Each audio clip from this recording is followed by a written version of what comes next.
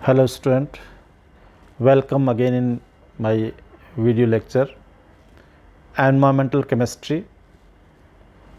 Student हमने environmental chemistry में बहुत इम्पोर्टेंट टॉपिक कवर किए। उसी कड़ी में आज हम समझने जा रहे हैं green house effect. Student, green house effect क्या है? इसका एक बिल्कुल क्लियर अगर हम एग्जाम्पल से समझें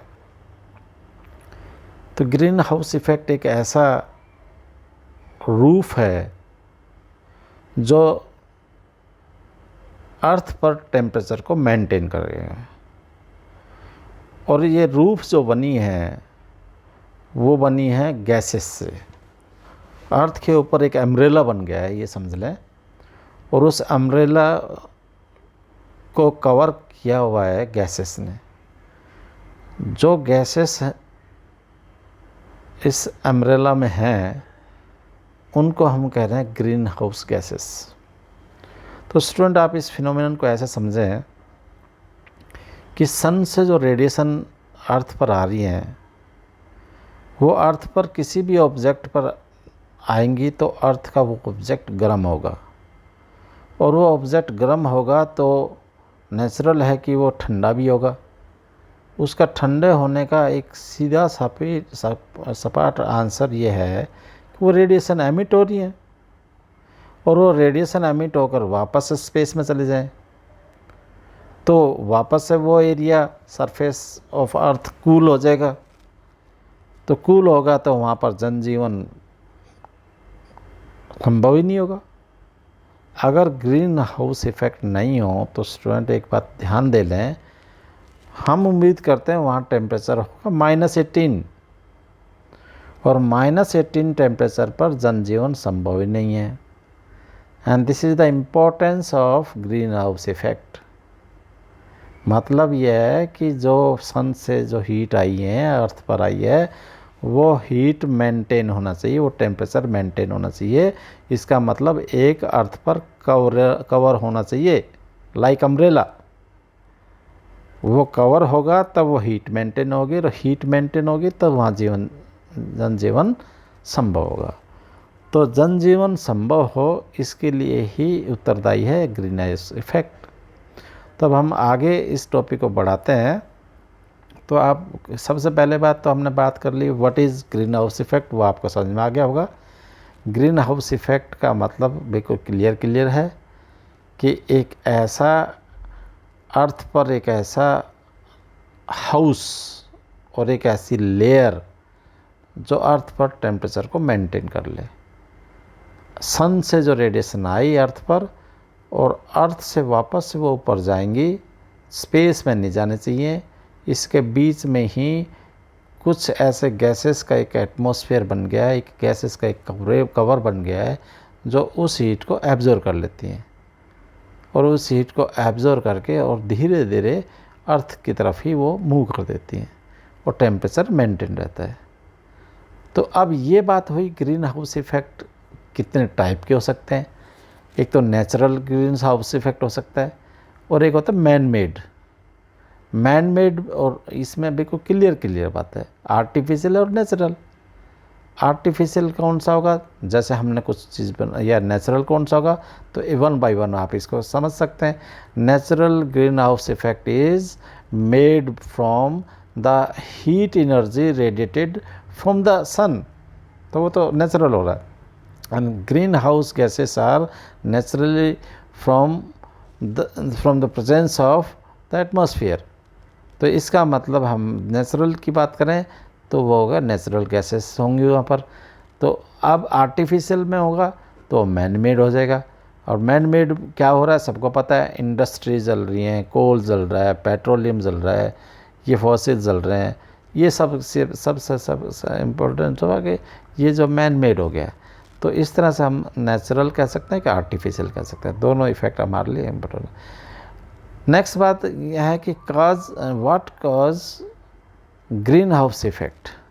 ग्रीन हाउस इफ़ेक्ट होने से क्या क्या हम कह सकते हैं कि उसके क्या उसके काजेज़ हो सकते हैं, तो बात बिल्कुल क्लियर कर लें। तो यहाँ पर हमारे लिए एक इम्पॉर्टेंट चीज़ ये है कि कुछ गैसेस हैं जो इसको बनाए रखती हैं। तो आप इन गैसेस के नाम बिल्कुल क्लियर कर लें। Green house effect are release of gases like nitrous oxide, carbon dioxide, methane, ozone, water vapour, carbon dioxide, ये सबसे इम्पोर्टेंट हमारे लिए रेस्पॉन्सिबल हैं ग्रीन हाउस इफेक्ट को डेवलप करने के लिए। तो इसका मतलब ग्रीन हाउस गैसेस कौन सी होंगी वो आपको पता लग गई हैं। अब इन ग्रीन हाउस इफेक्ट का जो वर्क होगा वो कैसे है ग्रीन हाउस इफेक्ट, तो मैंने आपको बताया कि ये गैसेस उस जो अर्थ से जो हीट वापस स्पेस की तरफ जा रही हैं, उन स्पेस की तरफ जाने वाली रेडिएशंस को ये जो गैसेस हैं वो ऑब्जर्व कर लेती हैं और धीरे धीरे धीरे उसी एरिया में ये छोड़ देती हैं, जिससे कि अर्थ का जो टेम्परेचर है वो मेंटेन हो जाता है। तो ये इसका वर्क करने का तरीका हुआ, यानी हमें ये भी क्लियर हुआ how does the green house effect work. तो ये एक फिनोमिनन था। इस फिनोमिनन को आप यहाँ इस डायग्राम से समझ सकते हैं। ये भी को क्लियर जब आपके स्लाइड दिखाई दे रहा है। तो नेक्स्ट पॉइंट पर क्या है, ग्रीन हाउस गैसेस हैं कौन कौन सी। ग्रीन हाउस गैसेस का बिल्कुल स्पेशल रूप में ध्यान दे लें। वाटर वेपर्स हैं, कार्बन डाइऑक्साइड है, मैथेन है। तो ये सब चीज़ें हमारे लिए, और ऐसे ही ओजोन हो सकता है, नाइट्रस ऑक्साइड हो सकती है। तो ये तो यहाँ पर बात क्लियर करके और इस डायग्राम से भी समझ में आ रहा है। वाटर वेपर्स भी कैसे हेल्प कर रही हैं वो आपको बिल्कुल क्लियर कर दें कि अर्थ से जो रेडिएशन ऊपर गई, वाटर वेपर्स जो है ना वो इन गैसेस को एब्जॉर्ब कर लेती हैं और वो उस हीट को नीचे देखो सर्कुलेशन साइकिल प्रोसेस बना दिया, तो जिससे कि अर्थ का जो टेम्परेचर है वो मेंटेन होता है। सिमिलरली कार्बन डाइऑक्साइड भी ऐसा वर्क करती है। ऐसे कैसे सेम वर्क कार्बन डाइऑक्साइड का है और इसी टाइप से मैथेन का भी है और इसी टाइप से ओजोन ये वर्क करती है। तो हमारे लिए एक इम्पॉर्टेंट बात यहाँ पर ये निकल कर आता है कि आखिर ये ग्रीन हाउस इफेक्ट ओजोन क्यों है, मैथेन क्यों है, कार्बन डाइऑक्साइड क्यों है, वाटर वेपर क्यों है। इसका रीज़न ये है कि ये जो यहाँ ऑक्सीजन क्यों नहीं है, नाइट्रोजन क्यों नहीं है, ग्रीन हाउस गैसेस का नाम नाइट्रोजन क्यों नहीं हुआ, तो डाई एटॉमिक है ये सब। ऑक्सीजन है वो डाई एटॉमिक और ये है multi atomic, like nitrous oxide को पता ही है, ओजोन इसमें O3 है, मैथेन इसमें एक कार्बन है, 4 हाइड्रोजन है। तो ये मल्टी एटॉमिक गैसेस हैं, यही इसलिए इनको हम as a green house gases के फॉर्म में यूज़ में आती हैं, अर्थात ये ग्रीन हाउस गैसेस होती हैं। अब ये बात आ रही है कि सी इफ़ेक्ट, इसके क्या डिसएडवांटेज क्या है। अगर ये by the way green house effect कुछ ज़्यादा ही हो जाए तो क्या होगा। अब ग्रीन हाउस इफेक्ट हमने एडवांटेज पढ़ी, एडवांटेज तो ये था कि भाई अर्थ का टेम्परेचर मेंटेन हो जाए, और ग्रीन हाउस इफेक्ट कुछ ज़्यादा ही हो जाए तो इसका मतलब उस समय बड़ी भारी प्रॉब्लम ये हो सकती है कि इफ़ेक्ट ऑन सी लेवल ज़्यादा हो जाएगा, तो वार्म ज़्यादा हो जाएगी वो अर्थ, और उसका सी लेवल जो है वो काफ़ी ऊपर तक बढ़ने के चांसेस हो जाएंगे। तो ये इस तरह से हम कह सकते हैं इफ़ेक्ट ऑन फार्मिंग पर भी ऐसा इफ़ेक्ट पड़ेगा। तो ये कुछ डिमेरिट्स हैं, कुछ मेरिट्स हैं, इन सब को अपने को एक मैं इस वीडियो के बेसिस पर आपको एक्सप्लेन कर रहा हूँ। देखो ज़रा, ये तो हमारे पास नेचुरल ग्रीन हाउस इफेक्ट हो गया और एक आर्टिफिशियल, इसको कंपेयर कर लें, स्लाइड को ध्यान से पढ़ेंगे।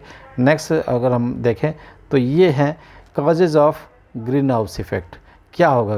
तो ग्रीन हाउस इफेक्ट सबको पता है, इसी वजह से ये स्पेशल मैंने एक स्लाइड आपको दी है कि ये दिस आर द रीज़न और cause of green house effect. आप अच्छी तरह पढ़ लें। ग्रीन हाउस गैसेस हैं इसका रीज़न, डिफॉरेस्टेशन इसका रीज़न है, बर्निंग ऑफ फॉसिल है, ऐसे पॉपुलेशन ग्रोथ है, ऐसे ही ओजोन लेयर डिप्लेशन है, ऐसे फॉर्मेशन ऑफ क्लाउड है। ये हमारे लिए कॉज हैं ग्रीन हाउस इफेक्ट। एडवांटेज में बात कर लें तो एडवांटेज हमने अभी बात की थी कि देखो क्या एडवांटेज है, लाइफ इसके बिना, इसी से लाइफ बना है, मेंटेन अर्थ टेम्परेचर इसी से हुआ है, फिल्टर अनवांटेड सोलर एनर्जी है, ये हुआ है, help in growing option crop हुआ है, अच्छी फसलें हो रही हैं। तो ये सब रीज़न आपको एक इस स्लाइड से आप लोगों को बात बिल्कुल क्लियर है। मेंटेन द वाटर लेवल है ना, तो ये एडवांटेज है। डिसएडवांटेज की बात करें तो आज आप सबसे भारी समस्या ये आई है ग्लोबल वार्मिंग, अगर मान लो ग्रीन हाउस इफेक्ट कुछ ज़्यादा ही हो जाए, ग्लोबल वार्मिंग वाला एक बहुत इकोनॉमिक इम्पैक्ट है, सी लेवल राइज हो रहा है, और इसी तरह एग्रीकल्चर इम्पैक्ट भी है रहा है, इफेक्ट ऑन एक्वेटिक सिस्टम, मतलब मछलियाँ और तालाब में, सी में जो है उनके लिए बड़ी भारी समस्या होगा, जीना ही उनका हैरान हो जाएगा। तो इसका बोलते हैं इफेक्ट ऑन एक्वेटिक सिस्टम। और इफेक्ट ऑन देखो हाइड्रोलॉजिकल साइकिल वो भी डिस्टर्ब हो जाएगी, हेल्थ इस पर इम्पैक्ट पड़ेगी, direct effect of temperature rise, ये सबको पता है, एंड स्प्रेड ऑफ डिजीज़, इस तरह से महामारी, इस तरह बीमारियां और भारी फैल जाएंगी अगर मान लो हम कहते हैं कि ग्रीन हाउस इफेक्ट कुछ हद से ज़्यादा हो जाए।